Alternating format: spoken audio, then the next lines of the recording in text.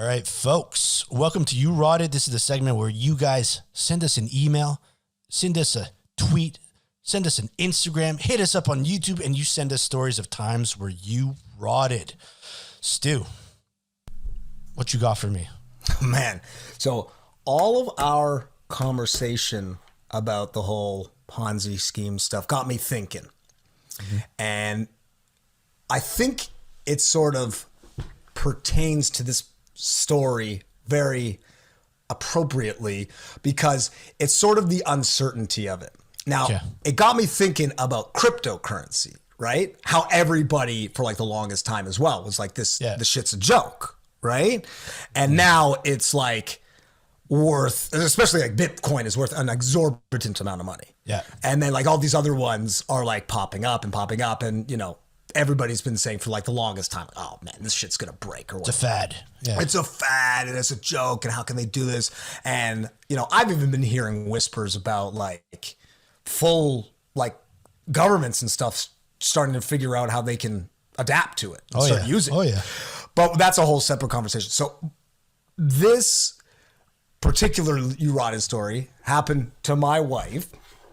And again, because you're not going to know what the hell's going on. You're not going to have the foresight of this stuff unless you're like a true gambler. And I think few of us really are. Right. But anyway, she was selling a rug. She's Persian and she's got a ton of beautiful Persian rugs, like authentic, you know, the real deal. The real deal. And so she was selling one off as she was doing some purging. And I'd say this was several years ago. We might have been dating, but I'm not 100% sure. But so she puts it up on Kijiji and for $1,500. And this guy emails and says, love the rug. Do you accept Bitcoin? And she's like, get a load of this fucking dude. Take a hike, right? And how many Bitcoin was it? For the whole thing, 1,500. Oh no. Yeah. So now looking back at it now, I don't know. I can do the math real quick. Yeah, do the math real quick. But I think that's worth like 50K Bitcoin or something. Like that would be like, you know, $7 million or something like that. Well, so 1,500. Yeah. Times, and Bitcoin in Canadian is $66,000. We're talking about $93 million. Jesus fucking Christ. So you hit the power. Rotted. Yeah. Yeah. Like that is probably the biggest rot of all time, or maybe not of all time, but like of our sort of lives. I mean, that's like winning the fucking Powerball.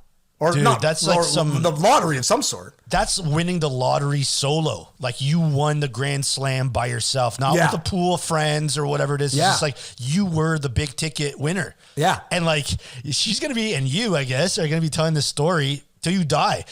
Dude, a priest might show up to her like, you know, deathbed. And he's like, do you have any last words for Jesus? And she's like, invest in Bitcoin. Yeah, exactly. Like, I mean, I've got her love, so that's all that really matters, right? We don't need money, right? Yeah. But no, it's true. It's on her epitaph. It's going to say, didn't get in on the ground floor on Missed Bitcoin. out on 1,500 Bitcoin.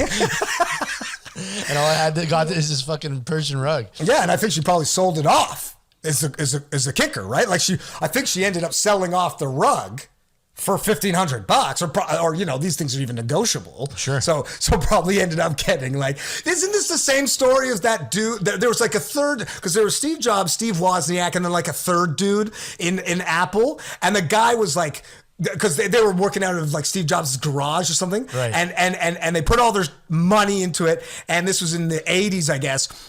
I forget the guy's name, and then he needed to pay his fucking mortgage because his wife was going, listen, we're going flat broke here, and I don't know what the hell's going on with whatever bullshit fruit company you're starting here. and so he bought out for like $33,000 at that time, which I guess would still be okay. It'd be $125,000 now or something. And then lo and behold, I think they did the calculation, it'd be worth 7.1 bill or something if he held on to the stocks, right? It's that sort of thing where you're like, we're such a situational species that we're, especially if you're rational or pragmatic, you're going to be like, well, this fucking dude is going to give me Bitcoins, whatever the hell those are. Or like, I'm going to get my $1,500 from somebody with real money. And then I'm going to like pay like my rent. And then lo and behold, you got nothing in the grand scheme of it. Oh my God, man. And this cryptocurrency stuff is kind of pissing me off a lot because you're looking for financial freedom. Listen, I want financial freedom and I don't want to be a part of no multi-level marketing. However, that you have these 16, 17-year-olds who invested in cryptocurrencies when they were 13. This is why I'm pissed off about being my age. Mm-hmm. The generation before us are going to all be rich. And there's absolutely no like reason not to have money if you're from the generation before, like living through apps and internet and fucking, imagine like investing in Bitcoin when you were 13 years old, working from an ice cream store and now being having $93 million and being the crypto king and selling fucking courses online to a bunch of schmucks being like, you could be a crypto king too. Just follow what I did. All I need is, this $1,500 for this course. Well, and I think it goes a little bit to our earlier point about the sort of the drive for, work ethic, the drive for that sort of get rich quick scheme, which makes for people nowadays, and in particular the youth, like it's more almost, and I was thinking about it earlier on, it's more almost desirable to have a menial job than a regular job, right? So for like a long time, everybody was like, oh, I want a super cool job that's like fulfilling. So I want to be in marketing or PR or a copywriter or a designer or something like that, because you're like, my day is going to be filled with all of this like meaningful, fun, creative stuff. And everybody else is kind of a schlub. But now people are more inclined to want to go for the like more menial positions, say a security guard, because they just want to be on their phone doing all this shit anyway. So in effect, you're getting paid to be sitting at a chair for 10 hours a day, and all you're doing is making TikTok videos and looking up Dogecoin versus actually trying to do something quote unquote stimulating or fulfilling. I mean, it's that they're kind of that's their sort of ticket to their own success, right? As opposed to trying to fill it up with things that like are more preoccupying of your day, that actually are tasks. You get what I'm saying. Yeah, 100%. I worked at this place and there was like a in-house, what do you call it? It was like a marché, there was like a guy cooking a stir fry. There's a sandwich station. It was pretty crazy actually. I was pretty blessed to work there. But there's this guy, I'd see him every day because I always hit up the stir fry section and we would talk because, we like soccer and stuff like that. But he was on the same path, man. He's like, I'm just here fucking murking these stir fries and don't you worry about it. I'm going to find financial freedom by setting up my Amazon store and I'm going to be reselling items and I'm going to be on a beach in Jamaica in 3 to 5 years. And he looked me dead in my eyes and he's like, this is my plan. I'm here. And you know what? I fucking hope you got it. I hope he did it. I hope he's in Jamaica right now. He's just like, I did it. I became someone.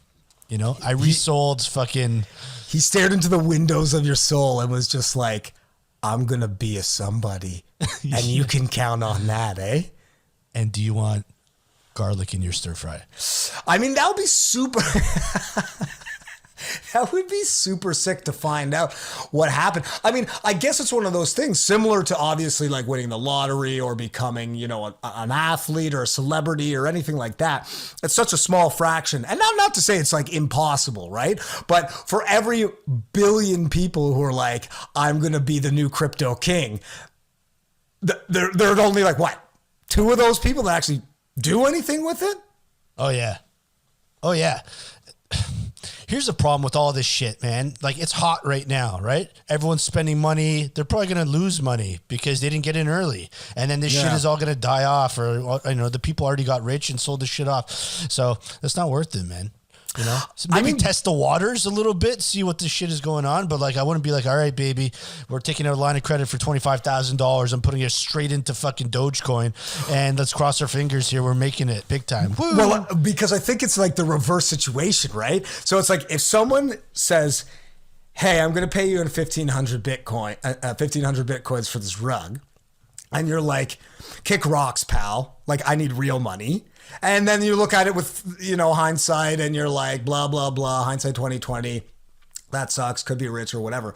Versus if your husband or wife came home and was like, babe, I just spent all of our life savings on this thing called Bitcoin, and it's supposed to be fucking huge. And then it tanks. Yeah. You're getting dumped immediately. Divorced.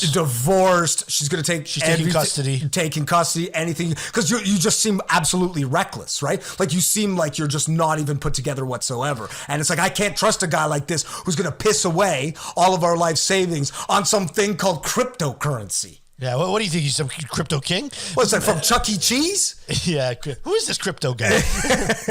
On the flip side, though, watch, she leaves, maybe Bitcoin tanked for a little bit, and then before you know it, it was back up, and you're walking out with 93 mil. Guess who's knocking? Yeah, and that's the main thing is you got to make sure you win after the divorce papers go through, because then she can't take half, right? So it's a strategic play, and as we all know, the market ebbs and flows, my friend. Ebbs and flows.